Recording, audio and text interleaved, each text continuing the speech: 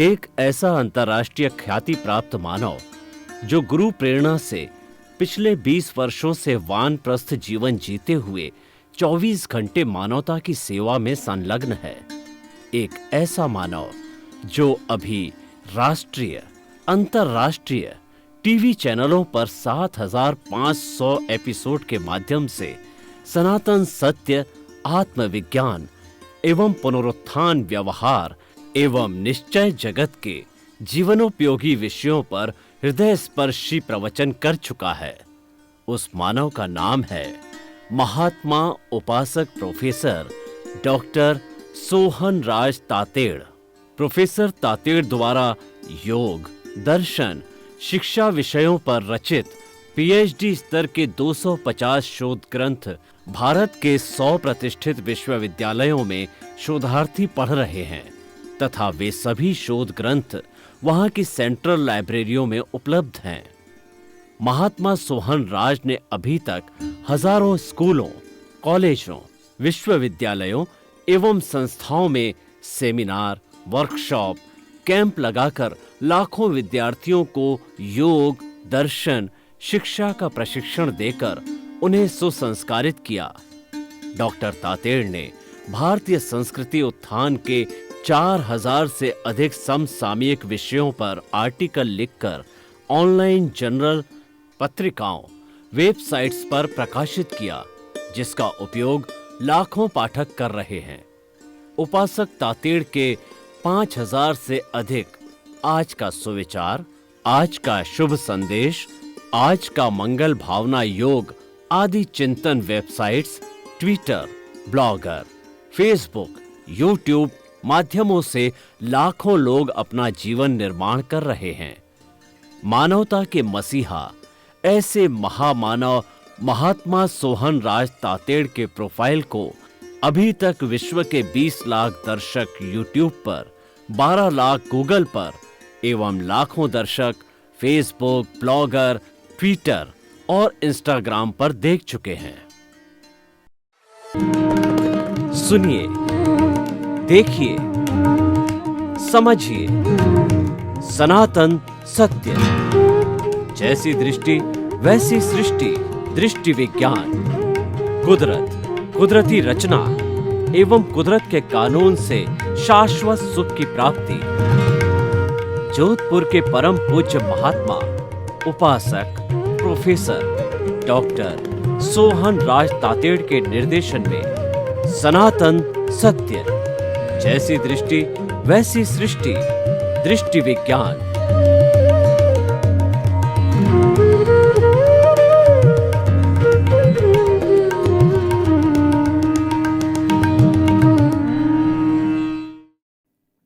भाइयों और बहनों, मातृशक्ति को नमन। स्टूडियो में आपका हार्दिक स्वागत है, अभिनंदन है, सत्कार है। आत्मविज्ञान, साइंस ऑफ द सोल कार्यक्रम के अंतर्गत हम आपको राइट विजन, राइट थिंकिंग, सही सृष्टि, सही सोच के अंतर्गत हम आपको आपका जो नकारात्मक सोच है, आपकी जो रॉन्ग बिलीफ है, उसको समाप्त करके हम राइट बिलीफ देने आए हैं। आपका व्यक्तित्व अच्छा करने आए हैं, आपको अच्छा इंसान बनाने के लिए हमने आत्मविज्ञान कार्यक्रम किया है कि आपके नकारात्मक भाव तिरोहित होकर के सकारात्मक बने। और ये सारा कार्य जो है हम नए नए एपिसोड्स के माध्यम से करते हैं। तो आज का हमारा जो विषय है, मन वचन काया का संचालक कौन। देखिए, ये सारा ब्रह्मांड, ये सारी सृष्टि और ये सारा पर्यावरण, सारा कॉस्मॉस जो बना हुआ है, वो जड़ और चेतन 2 तत्वों से बना हुआ है। जे पिंडे ते ब्रह्मांड है। ये हमारा जो पिंड है, ये ब्रह्मांड का प्रतिनिधि है। ब्रह्मांड है हमारे पिंड का प्रतिनिधि है। ये छोटा रूप है, ये बड़ा रूप है, लेकिन ये एक दूसरे का बिंब और प्रतिबिंब है। तो जड़ और चेतन जो है, इन 2 पदार्थों से ही सारा संसार बना हुआ है। अब देखिए कि हम परिभाषा करें कि जड़ किसे कहते हैं और चेतन किसे कहते हैं। चेतन वह होता है, असंख्य जो है वो परमाणुओं के पिंड, असंख्य चेतनामय परमाणुओं के पिंड को चेतन कहा जाता है, और चेतन कहा जाता है, और वर्ण गंध रस वाला होता है वह जड़ कहलाता है। जड़ गलन मिलन धर्मा होता है वह पुद्गल कहलाता है, वह अचेतन कहलाता है। जो चेतन होता है उसके अंदर फीलिंग होती है, उसके अंदर जो है उसका प्रजनन होता है, और उसके अंदर सुख दुख की अनुभूति होती है, जड़ में नहीं होती। मेरे सामने टेबल है, कैमरा है, लाइट है, माइक है, ये सब जड़ पदार्थ है, इसमें चेतना की अनुभूति नहीं है। लेकिन मेरा ये शरीर है, सामने चींटी जा रही है, पेड़ है, पौधा है, गाय है, भैंस है, ये सब चेतन तत्व है, ये सुख दुख की अनुभूति करते हैं। ये जो मेन डिफरेंस है। तो अब देखिए, मन वचन और काया जो है ये पंचेंद्रिय जीवों के होता है। 5 इंद्रियां होती है, स्पर्शन रसन घ्राण चक्षु श्रोत्राणी इंद्रियाणी। स्पर्शन इंद्रिय वाले होते हैं, वह जो एक इंद्रिय जो है छाल या चमड़ी है, एक इंद्रिय वाले होते हैं, वो होते हैं जो पृथ्वी का है, अप का है, तेजस का है, वायु का है और वनस्पति का है। और ये सारे जो होते हैं स्थावर जीव होते हैं, वो एक इंद्रिय होते हैं स्पर्श इंद्रिय के लिए। और जो त्रषकाय के जीव होते हैं वो 2 इंद्रिय से स्टार्ट होते हैं, यानी दूसरी इंद्रिय उनको रसना जीभ मिलती है, तो जीभ से वो अपने वोकेबुलरी के अनुसार जो है बोलते भी हैं और रस का अनुभव करता है। 3 इंद्रिय वाले करे स्पर्शन घ्राण, उसको जो है वह जो है ये दुर्गंध सुर्गंध की अनुभूति होती है। और 4 इंद्रिय वाले के आँख चक्षु मिल जाता है एक, और 5 इंद्रिय वाले के कान मिलते हैं, सुनाई देता है। तो जो मन वचन काया ये पंचेंद्रिय के जीव होते हैं, जिसके अंदर ये तीनों ही होते हैं। मन होता है, वचन होता है, काया होता है, जैसा मेरा शरीर है। हर मानव मात्र के अंदर पंचेंद्रिय वाला, या जो गाय है, भैंस है, पशु है, पक्षी है, भी जो पंचेंद्रिय है, इनमें भी मन होता है, वचन होता है, काया होता है। काया तो शरीर है ही है, और वचन से पशु पक्षी भी बोलते हैं, लेकिन भाषा हमारे को उनको समझ नहीं, हमें उसकी विद्या चाहिए। और मन है वो बहुत कम चिंतन कर पाते हैं, उनकी वोकेबुलरी, उनका चिंतन बहुत थोड़ा अविकसित है। लेकिन मनुष्य जो है वो बहुत बड़े मन वाला है, विकसित मन वाला है। इसलिए मन वचन काया जो है ये 3 बड़े साधन हैं हमारे जीवन के संचालन करने के लिए। ये 3 बड़े साधन हैं। तो आज का हमारा विषय है, इनका संचालन कौन करता है। देखिए, हम जो है चीज़ों को 2 भाग के अंदर बांटे। एक तो जो है हमारा प्रारब्ध, जिसको हम उदय भाव कहते हैं, और एक है हमारा पुरुषार्थ। ये दोनों अलग अलग चीजें हैं, इन दोनों को अलग अलग करना पड़ेगा, और हम अलग करके इसको समझ सकते हैं। और देखिए, हमें 3 तरह की आत्मा को भी समझना पड़ेगा। एक जीवात्मा होता है, वो जीवात्मा क्या होता है कि वह मन वचन काया की प्रवृत्ति तो करता है, लेकिन उसको भेद विज्ञान नहीं है कि जड़ क्या होता है, चेतन क्या होता है, और कर्ता क्या होता है, अकर्ता क्या होता है। वो तो मात्र इतना समझता है, मेरा शरीर, मेरा धन, मेरा दौलत, मैंने किया, मेरे बाल, मेरे बच्चे, सुख शुदा, 5 इंद्रिय का सुख, वो इसी दायरे पर रहते हैं। तो वो भेद विज्ञान नहीं कर पाते। तो उनके तो मन वचन काया का जो संचालन है वो मात्र उदय भाव से होता है, मात्र प्रारब्ध होता है। जैसा वो पिछले जन्म से लेकर के आया, वो फिल्म खुलती रहती है और सुख दुख की अनुभूति करता है। और जब सुख आता है तो फिर अहंकार करता है, तो जब नया अहंकार करता है तो नई वो प्रतिष्ठित आत्मा बनाता है। और इस तरीके से साइकिल चलती रहती है। मतलब उसी के अंदर जो भोग रहा है उसमें तन्मयाकार होकर के नया बंद करता है। बंद नहीं रुकता है, जन्म जन्मांतर में भटकता रहता है। लेकिन मन वचन काया का संचालन जो है वो सारा कार्मण शरीर करता है, सारा राग द्वेष करता है। लेकिन हमारे उसकी आत्मा की स्टेजेस को समझना जरूरी है। और किसी को ज्ञानी की कृपा से, और किसी व्यक्ति ने अगर ज्ञान ले लिया है तो ज्ञान लेने के बाद के अंदर उसका अंतर्चक्षु खुल जाता है। और खुलने के बाद में वो भेद विज्ञान करता है, वो अक्रम विज्ञान करता है, वो मोक्ष विज्ञान करता है। ज्ञानी उसका चीरा फाड़ा करके 2 भाग कर देता है, ये तुम अलग, ये अलग, यानी शरीर को वो अलग कर देता है, आत्मा को अलग कर देता है, और इसके बीच के अंदर जो चलाने वाला तत्व है यानी राग द्वेष है, उस राग द्वेष के विष को फेंक देता है। मन वचन काया की तीनों बैटरियों का जो है चार्जिंग पॉइंट हटा देता है, तो हर बार उसकी नई प्रतिष्ठित आत्मा नहीं बनेगी, उसका डिस्चार्ज प्रतिष्ठित आत्मा हर बार वही रहेगी, और वो डिस्चार्ज चलता रहेगा, क्योंकि नया चार्जिंग बंद हो गया, उसको ज्ञान मिल गया। उसको ज्ञान मिलने के बाद 5 आज्ञा होती है, उसको संवर की साक्षी हो जाती है, ज्ञान हाजिर रहता है, ज्ञाता दृष्टा में रहता है, प्रज्ञा जागृत करती है, उसको पूरा सिक्योर्ड कर दिया जाता है।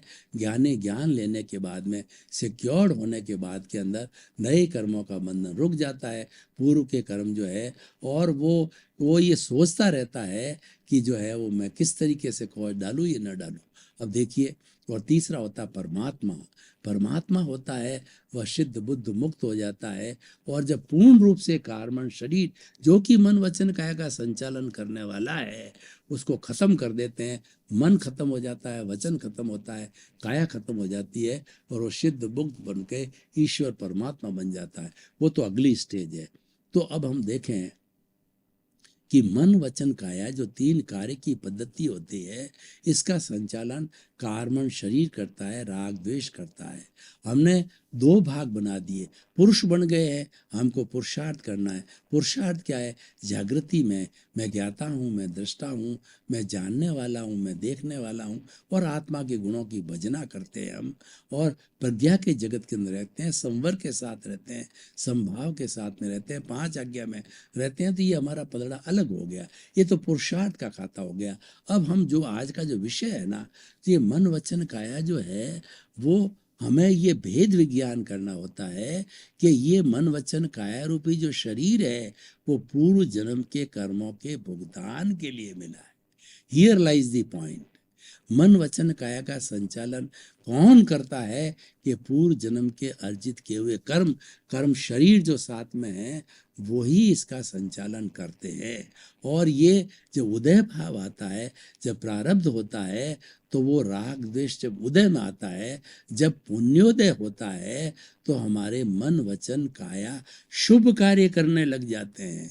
और भीतर से पापोदय आता है, तो पापोदय होने पर मन वचन काया अशुभ भाव करने लग जाते हैं, और हमारी बुद्धि भी जो है कर्मानुसारिणी है, कर्म के अनुसार हो जाता है, वो बुद्धि कुबुद्धि हो जाती है, और वैसा करने लग जाता है व्यक्ति। तो इसीलिए मूल बात है कि मन वचन काया का संचालन कार्बन शरीर करता है, राग द्वेष करता है, कषाय करता है, वही बंधन करता है, और उसी में से छूटता है, और वह चलता रहता है। अब देखिए कि किस तरीके से होता है बंधन। हमें ये देखना है कि हम पुरुषार्थ को एक बार अलग कर देते हैं। तो हमें क्या है कि देखिए, हमारी ये 5 इंद्रियां हैं, तो 5 इंद्रियां ये बाह्य जगत के अंदर रहती है, और बाह्य जगत जो सारा कॉस्मॉस है, उस कॉस में 2 तरह के पार्टिकल्स होते हैं जड़। एक तो अष्टस्पर्शी होते हैं, एक चतुस्पर्शी होते हैं। तो चतुस्पर्शी जो पार्टिकल होते हैं वो मासलेस पार्टिकल कहलाते हैं, और जो 5 इंद्रियां जैसा जो है हमारा इस कॉस्मॉस से जो है खींचती है, तो वो हमारा जो हमारा चतुस्पर्शी जो कर्म है, वो चतुस्पर्शी भी खींच लिए जाते हैं, और वो खींच करके जो भीतर कषाय बैठा है, कार्बन शरीर, लिंग शरीर, कॉजल बॉडी है, उसको ला करके दे देती है, और उसमें समाहित हो जाता है, और ये जो चलता रहता है। तो ये सारा संचालन जो है ये तो हो गया बंद। उसको मतलब आपने किस भावना के साथ बंद किया है। आपके पास में ज्ञान है तो आपका जो है वो डिस्चार्ज अहंकार रहेगा, तो आप नया चार्ज तो होने नहीं देंगे। लेकिन जो जीवात्मा है वो क्या है कि किस तरीके के भाव के साथ में बंद किया है, तो वैसा ही जो प्रकृति स्थिति प्रदेश अनुभाग भीतर चलेगा, और ये चैनल चलती रहेगी। तो मेरे कहने का अर्थ ये है कि मन वचन काया का सारा संचालन है ये कषाय करता रहता है। अब देखिए, हर कर्म का एक निश्चित समय होता है, निश्चित समय के बाद में समय पर वह उदय आता है। तो उदय आने पर अगर मान लो पुण्योदय है व्यक्ति का, और किस तरीके का पुण्योदय है उसके अनुरूप उसको फल मिलने चालू हो जाते हैं। वह उसका जो है पुण्योदय है, वह उसका जो है प्रारब्ध है, वह उसका उदय भाव है। और पुण्योदय के रूप में होने पर अच्छा घर मिलता है, अच्छा परिवार मिलता है, और सारी सुख सुविधाएं मिलती है। और जितने समय तक पुण्योदय रहता है वो धर्म की प्रवृत्ति करता है, दान पुण्य करता है, अच्छा इंसान बनाता है, अच्छा प्रतिष्ठान चलाता है, अच्छी बात करता है, परोपकार करता है, समाज में उसका स्थान रहता है, यानी सब अच्छा अच्छा अच्छा अच्छा होता रहता है। और जो पापोदय करके आया होता है वो झुग्गी झोंपड़ी टाइप का व्यक्ति हो जाता है। उसके दुख होता है, रहने को स्थान नहीं होता है, जन्म से ही बीमारी आ जाती है, पैसे की कमी होती है, 2 टाइम का पूरा भोजन भी नहीं मिलता है, लड़ाई होता है, झगड़ा होता है, कलह होता है, ये सारा पापोदय है। तो ये उदय भाव चलता रहता है, और उस उदय भाव के अनुरूप ये मन वचन काया जो है प्रवृत्ति करते रहते हैं। अगर पुण्योदय का उदय हुआ है तो हमारा मन है अच्छा चिंतन करेगा, अच्छा बोलेगा, अच्छा वचन निकलेगा, और शरीर के माध्यम से किसी को दान देगा, किसी को रोटी देगा, कोई जो है वो गरीब की सहायता करेगा। मूक है, बधिर है, अनाथ है, विधवाएं हैं, और लूले हैं, लंगड़े हैं, अपाहिज है, और जो अभावग्रस्त है उन सब की मदद करेगा, उनका दुख हरण करेगा। तो ये मन वचन का ऐसे ही होता है। तो इसका संचालन किसने किया? ये भीतर से जो भाव आ रहा है, भीतर से जो प्रारब्ध आ रहा है, भीतर से उदय आ रहा है, उसके अनुरूप ही ये संचालित होते हैं। पाप का उदय आता है तो व्यक्ति क्या लड़ाई करता है, झगड़ा करता है, क्रोध करता है, वैमनस्य करता है, और डिप्रेशन के अंदर चला जाता है, और सबके साथ में लड़ाई झगड़ा टंटा, उसके कमाई कम होती है, घर में कलह होता है, पत्नी से कलह हो जाती है। ये सारा पापोदय वो भी भीतर से आ रहा है, वो भी उदय काल है, वो भी प्रारब्ध, दोनों ही चलते हैं। देखिए पुण्य और पाप, इसकी उसकी जो स्थिति समाप्त होते ही फिर पुण्य आ जाता है, और पुण्य की स्थिति समाप्त होते ही फिर पाप कर्म उदय में आता है। इसीलिए इनको दोनों को बेड़ियां माना गया है, सोने की बेड़ी और लोहे की बेड़ी।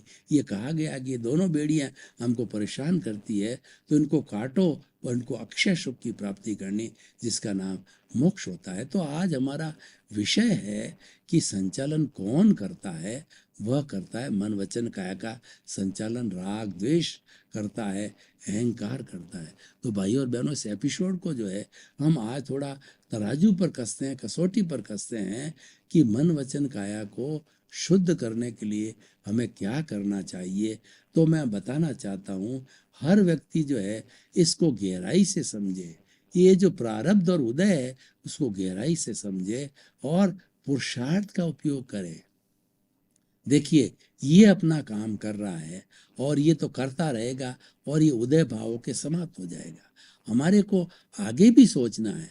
हम पुनर्जन्म में विश्वास करते हैं कि ये जो हो रहा है मैं पीछे से लेकर आ रहा हूँ, लेकिन अगले समय के अंदर मेरा बुरा ना हो, मेरे पुण्य पाप ना हो, तो हम पुरुषार्थ करें। पुरुषार्थ जागृति के अंदर है। जागृति क्या है? किसी को दोषित मत समझो, प्राणी मात्र को दोष नहीं देना। अगर तुम्हारा पुण्योदय है तो समझ लेना कि मैंने अच्छे कर्म किए, जो सामने वाला व्यक्ति है वो मेरा अच्छा सहयोगी बन के आया, और पाप कर्म करके आए हैं हम, तो वो हम उसके साथ में बुरा सलूक करके आए हैं, तो वो हमारे साथ बुरा सलूक करेगा, गाली देगा, पैसा हड़प कर लेगा, और हमको घर से बाहर निकाल देगा, चाहे बेटा हो चाहे दोस्त हो, कोई हो। तो दोषित दोनों स्थिति में नहीं समझना, क्योंकि दोष होता ही नहीं है।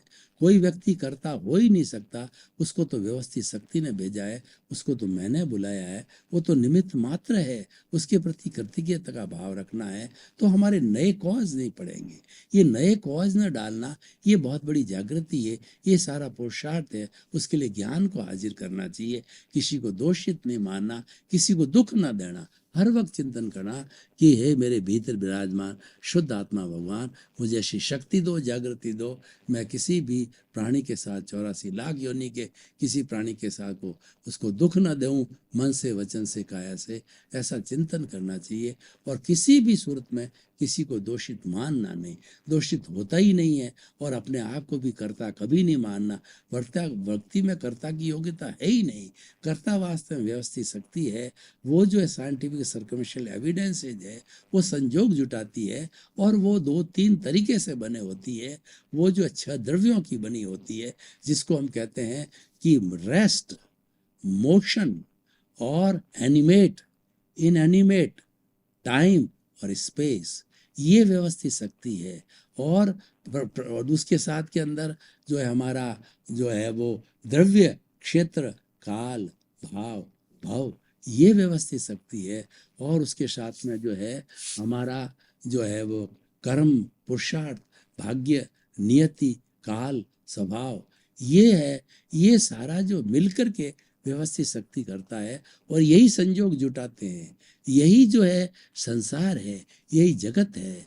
तो व्यवस्थित शक्ति जो साइंटिफिक सर्कमस्टेंशियल एविडेंस जो है, जैसा जैसा हमारा पुण्य और पाप है उसके अनुरूप उसको भुगताने के लिए वो निमित्त भेजती है, लेकिन इनवाइट हम करते हैं क्योंकि हमारा उपादान होता है। तो इस तरीके से संचालन सारा होता है, वो राग द्वेष करता है। लेकिन हमारा आगे फिर से नया ऐसा बंधन न हो कि हम शुभ अशुभ को फिर अर्जित नहीं करके शुद्ध की भावना में जावें, तो पुरुषार्थ के पदड़े में रहना चाहिए। और ये ज्ञान लेने के बाद ही संबद्ध जीवात्मा ऐसा कर नहीं सकता। जीवात्मा तो फिर उसके साथ जुड़ जाएगा, लेकिन जो अंतरात्मा होता है वो अलग सोचता है। शरीर अलग है, शरीर का अकाउंट अलग, मैं अलग हूँ, हम तो पड़ोसी हैं, हम एक दूसरे से पड़ोसी रहते हैं। और मैं तो चेतन तत्व हूँ और ये जड़ चेतन है। ये मन वचन का है जिसका संचालन की हम बात करें, ये जड़ तत्व है। और ये ऑटोमेटिकली राग द्वेष के अनुसार चल रहा है, जैसा कि वो करके लाया है, पूरी फिल्म साथ में लाया है। मन वचन काया की बैठने की फिल्म धीरे धीरे धीरे धीरे धीरे वो डिस्चार्ज होती रहती है। जितना जन्म होता है 60, 70, 80 वर्ष का, तो उसके साथ जुड़ना नहीं, उसको मध्यस्थ भाव से देखना, उसको ज्ञाता दृष्टा भाव से मात्र देखना उस फिल्म को जो है, और सोचना कि फिल्म तो जड़ है, मैं तो चेतन हूँ, मुझे जड़ होना नहीं है, हो भी नहीं सकता। जड़ कभी चेतन नहीं होता, चेतन कभी जड़ नहीं होता। मात्र देखते रहो। जिस तरीके से हम फिल्म थिएटर के अंदर फिल्म को देखता है कि विलियन होता है और हीरो होता है, हीरोइन होता है, कभी आपस में हीरो हीरोइन प्रेम करते हैं, कभी विलियन उसके बीच के अंदर दखल डालता है, उसको विलियन को भगा के ले जाता है, उसको जो है प्रेमिका को भगा ले जाता है। तो मैं प्रभावित नहीं होना, ऐसा नहीं कि कोई ऐसी इमोशनल आवे रोने लग जाए, अरे वो तो चित्र है, वो तो जड़ है। तो हमें तो जो है वह निष्पक्ष रूप से ज्ञाता दृष्टा भाव में रहना, ये पुरुषार्थ है। तो भाई और बहनों, कुल मिलाकर के हम इस एपिसोड का निष्कर्ष ये निकालते हैं कि दुनिया में सारा काम मन वचन काया से होता है। मानव मात्र का मन वचन काया से, पशु पक्षियों के भी मन वचन काया होता है, लेकिन वो डेवलप्ड नहीं, इसलिए हम ज़्यादा बात नहीं करते हैं उसकी। मनुष्य एक जो सृष्टि का ऐसा प्राणी है कि उसके डेवलप्ड मन वचन काया है, उसके डेवलप्ड 5 इंद्रियां हैं, उसके डेवलप्ड अंतःकरण है जिसके अंदर मन बुद्धि चित्त अहंकार है, उसकी आत्मा डेवलप्ड है, और वह सब कुछ चाहे जैसा कर सकता है। इसीलिए मनुष्य भव को दुर्लभ बताया गया है, और मनुष्य ही इस शुभ अशुभ को काट के इस कार्बन शरीर की धुलाई करके लिंग शरीर कॉजल बॉडी की ज्ञाता दृष्टा भाव से और पुरुषार्थ करके पुरुष बन के जागृति करके इसकी सफाई करता है, तो वह एक न एक दिन जो है मुक्ति को, अपने गंतव्य को प्राप्त कर लेता है। तो हम ये बताना चाहते हैं कि मन वचन काया का संचालन जो है, भीतर बैठा राग द्वेष है जो जन्म जन्मांतर से हमारे साथ में चला हुआ है। और भगवान महावीर को जो है, उन्होंने कुछ भक्तों ने प्रश्न किया, हे प्रभु, ये राग द्वेष जो है, ये कर्म शरीर है, ये कार्मण शरीर है, ये आत्मा के साथ में कब से बंधा? तो भगवान ने ये कहा कि मैं नहीं जानता। मैं आपको प्रति प्रश्न करता हूँ कि आप बताओ कि पहले मुर्गी हुई या अंडा? तो भक्त कहने लगे, भगवान हम तो नहीं जानते। तो उन्होंने कहा, मैं भी नहीं जानता कि ये कब से आपस में दोनों का संबंध है, जड़ और चेतन का, या हमारे कार्बन शरीर और आत्मा का कब से जो संबंध है, मुझे भी पता नहीं। तो उन्होंने कहा, आगे से इसका प्रश्न नहीं करना, पश्चानुपूर्वी अनादि अनंत काल से ये दोनों जुड़े हुए रहते हैं, और दोनों जब अलग अलग हो जाते हैं, जड़ का अपना स्वरूप वो है, उसका भी परमाणु सबसे छोटा है, वो परमाणु तत्व है, वो भी इटर्नल है, वो भी शुद्ध है। वो इसके चेतन के साथ मिलने से जड़ अशुद्ध हो गया, और जड़ है वो और चेतन जड़ के साथ मिलने से अशुद्धि हो गई। जब हमारी बॉन्डेड आत्मा होती है, दोनों जब अलग अलग कर दिए जाते हैं तो अपने अपने अस्तित्व में चले जाते हैं। परमाणु शुद्ध अवस्था के अंदर फिर कॉस्मोस में चला जाता है, और आत्मा सिद्ध बुद्ध मुक्त होकर के सिद्धालय में चले जाती है। तो हमारा जो टॉपिक है, मन वचन काया का संचालन जो है, वो राग द्वेष करता है, और लेकिन उसके साथ न जुड़े। देखिए, मन वचन काया है, इन तीनों में जो भुगतान जो होता है, वह भुगतान होता है वो वचन यानी विचारों के द्वारा होता है। तो इसीलिए विचारों को बाईपास करो, विचारों को चलने दो, मध्यस्थ भाव रखो, विचारों के साथ जुड़ो मत। आपका बहुत बहुत धन्यवाद। आप आत्मविज्ञान कार्यक्रम बराबर देख रहे हो, और देखते रहिए। ये आपका कल्याण करने वाला है, ये आपको जागृति देने वाला है। इसका पुरुषार्थ करोगे तो आप अक्षय सुख की प्राप्ति करोगे, तो आप अच्छे इंसान बनोगे, अच्छा परिवार बनाओगे, अच्छा देश बनाओगे, अच्छा विश्व बनाओगे। आपके प्रति मंगल भावना शुभ।